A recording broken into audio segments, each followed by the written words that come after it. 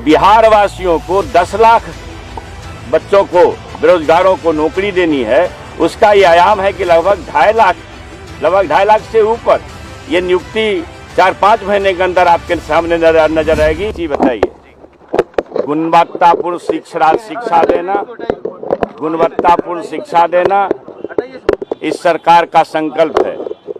माननीय बिहार के शिल्पकार मुख्यमंत्री नीतीश बाबू, उप मुख्यमंत्री तेजस्वी प्रसाद यादव जी का ये संकल्प है कि ज्ञान की भूमि बिहार के विरासत को वापस करना है। तो गुणवत्तापूर्ण शिक्षा देने के लिए हम अपने बच्चों के लिए, अपने राज्य और देश के तरक्की के लिए एक बेहतरीन शिक्षा कैसे दे सकें, इसके लिए यह सूत्र आया है, यह नियमावली आया है। इसमें अगर किसी ढंग का कोई नुस्ख निकालते हैं तो यह उचित नहीं है।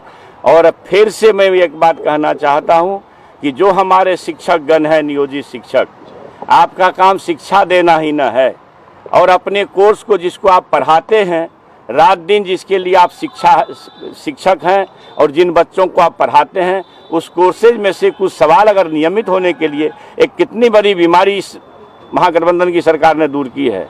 आप नियोजित थे, आप राजकर्मी के दर्जा में जाएंगे, आपको सारी सुविधाएं मिलेगी और अच्छा वेतनमान होगा। तो इस परिस्थिति में और कोई यह कह दे, आज किसी नेता का बयान सुन रहे थे कि एक IAS IPS होता है, फिर से परीक्षा देके पास कर सकता है क्या? IAS IPS का काम पढ़ाना नहीं है, शिक्षकों का काम पढ़ाना है। जिस कोर्स को आप पढ़ाते हैं उसी कोर्स में से अगर कुछ सवाल आपके सामने रखे जाएंगे नियमित होने के लिए, इसके लिए चिंता नहीं करनी चाहिए, इसके लिए घबराना भी नहीं चाहिए। बिहार वासियों को 10 लाख बच्चों को, बेरोजगारों को नौकरी देनी है, उसका ये आयाम है कि लगभग 2.5 लाख से ऊपर ये नियुक्ति 4-5 महीने के अंदर आपके सामने नजर आएगी। पहले के पूर्व का आप देख लीजिए, आपको लगेगा कि हम बिहार वासियों के बच्चों के लिए, बिहार के बेरोजगारों के लिए सरकार कितनी चिंतित है। और उसी चिंता को ख्याल में रख करके, फिर माता पिता का ध्यान रख करके, यह ज्ञान की भूमि अगर भारत है तो उसका जड़ है, उस जड़ में है बिहार। मगध में आप खड़े हैं, यही ज्ञान की भूमि है। बीजेपी के प्रदेश अध्यक्ष ने यही कहा है कि जो विपक्षी एकता है वो खत्म हो जाएगा, लव कुश की जोड़ी हमारे साथ। अच्छा, अभी आप तो अभी नई शिक्षा नीति पूछ रहे थे, फिर आप कहाँ चले गए? अब ये क्या, आप मेरी बात समझिए। जो हमारे मोदी जी हैं नेता बीजेपी के, उन्होंने कहा था शासनकाल में, जब उनका शासन चल रहा था NDA का, कि भगवान भी वेतनमान नहीं दे सकता है। आप उस बयान को निकाल के कोट करिए।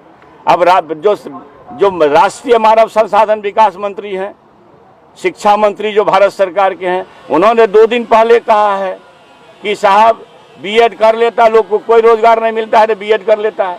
भैया, एक अच्छा खासा परीक्षा, आप प्रोफेसर होते हो, कितनी मेहनत से लोग नेट की तैयारी करता है, फिर PhD करता है। तो नेट की तैयारी में कम मेहनत करनी होती है क्या? फिर वही बच्चा PhD करता है। आप नेट होते हैं, PhD होते हैं, तो आपको प्रोफेसर होने की दक्षता प्राप्त होती है। आप शिक्षक होने के लिए दक्ष हुए, आपने ट्रेनिंग किया, आपने क्या कहते हैं CTET STET पास किया, अच्छी बात है। तो भाई, आप पढ़े लिखे समाज के लोग हैं, आप पढ़ाई के लिए जा रहे हैं, तो एक परीक्षा से क्या घबराना? नहीं घबरानी चाहिए।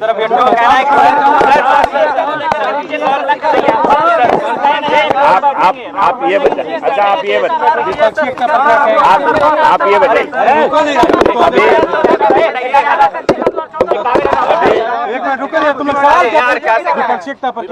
आप देखिए, बिहार में जब महागठबंधन बनी तो नफरतबाजियों की नींद हराम हो गई।